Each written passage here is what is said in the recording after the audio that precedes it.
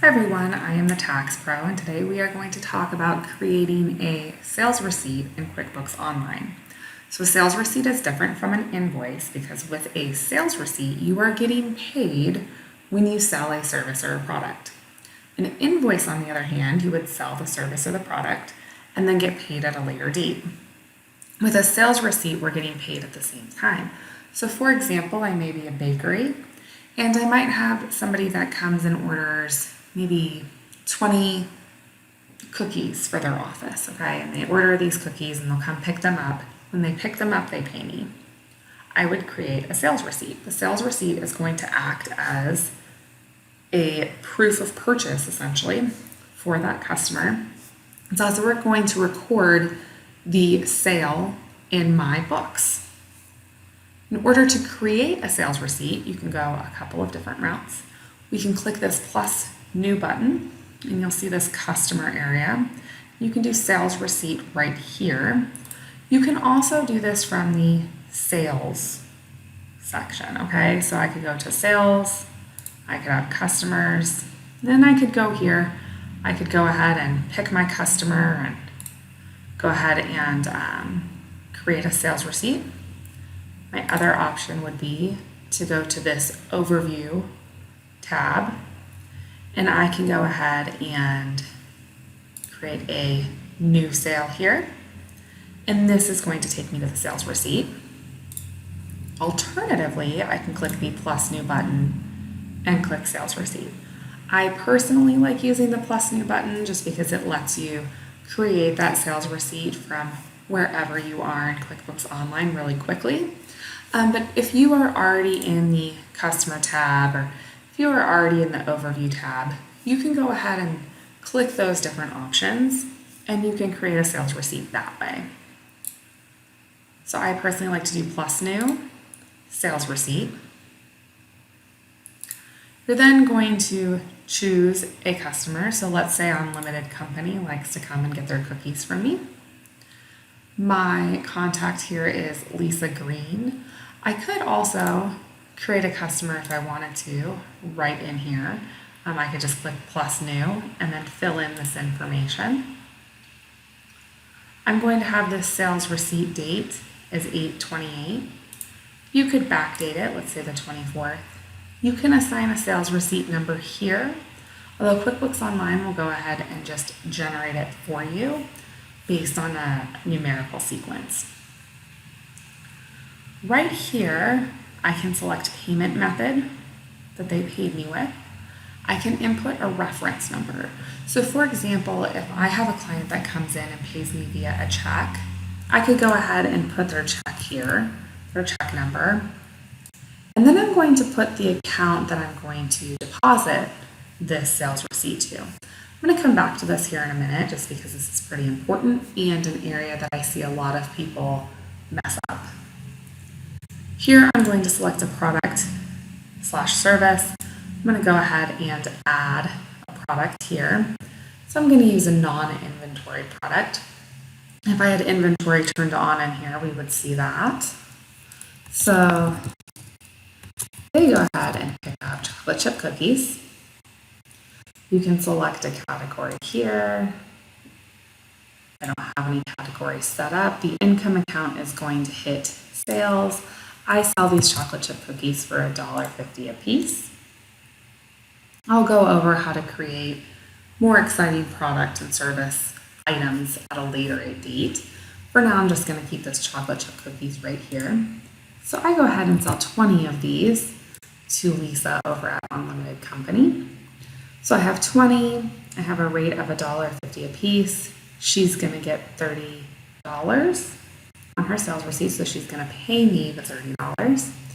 I can go ahead and display a message here if I wanted to. So I could say, thank you, or something along those lines. I can add various attachments. If I were to input an email here, I could go ahead and send Lisa the email receipt. That's a great option if you have somebody who doesn't necessarily want a paper receipt, or if you have somebody that is regularly coming in and ordering items, you can just go ahead and send them a copy of the receipt for their records. Like Lisa over at Unlimited Company may not want to carry all that paper with her. It's easier for us to email it sometimes. So let's talk about these different payment methods. You can add different payment methods here. So we have here a check, a cash, and a credit card. I'm going to leave it with check, but you can certainly add different payment methods. Let's talk about this deposit account. So this deposit account is going to tell QuickBooks where this check number 1150 for $30 is going to be deposited. When we receive this check, we're initially probably going to put it somewhere other than the bank, right? Unless we're literally sitting at the bank, Lisa comes to the bank, picks up the cookies, hands us a check, and we turn around and hand the check to the teller. That's not really going to happen, right? So there is an account here that QuickBooks has created, and they just use this as a default account, and it's called undeposited funds. So it lets us know, hey, you have this check $1150. You have not deposited it yet. Okay, so I'm going to go ahead and put this in undeposited funds. You could put it into a different bank account. We don't have bank accounts in here right now, but if we did, they would show up under that drop down arrow. So I'm going to say that I'm going to put it in undeposited funds.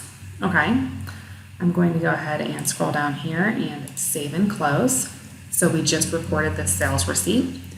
$30 is going to be recorded to our income for this particular sales receipt.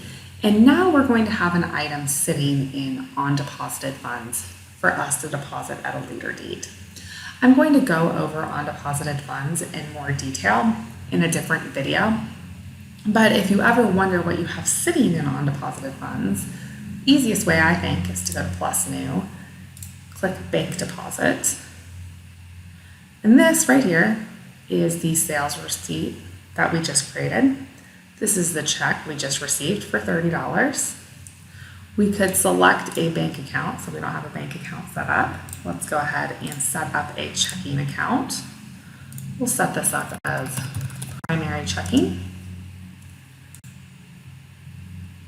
So we could say we're going to go set it up in primary checking. We'll do that today. We're going to do this $30. It has a $30 deposit. You can add multiple checks here. You could add cash here. You can add multiple items to a single bank deposit from undeposited funds. I'm going to go ahead and leave without saving. So again, if you want to see what you have sitting in undeposited funds, one of my favorite ways to do it is to just click bank deposit and see what's in here. This is one of the most common mistakes that I see people make, is they will create that sales receipt and they will never deposit that item.